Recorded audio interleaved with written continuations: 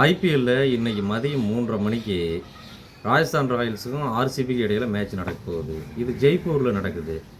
ஜெய்ப்பூரில் நடக்கிறதுனால ராஜஸ்தான் ராயல்ஸுக்கு வந்து அட்வான்டேஜ் அதிகமாக இருக்குது. அது மட்டும் இல்லாமல் சிம்ரன் ஹெட்மயர், சஞ்சு சாம்சன், அப்புறமேட்டு ஜெய்ஸ்வால், ரியான் பராக் இவங்க 4 பேரும் ஓரளவு நல்லா ஆடிடுறாங்க. ராணா அப்பப்போ சில நேரங்களில் ஆடுறாப்புல, துருவ ஜுரேல் அப்பப்போ ஆடுறாப்புல.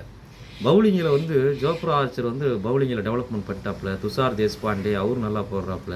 வானிடு ஆசரங்கா, தீக்ஷணா அவங்கலாம் நல்லா போடுறாங்க.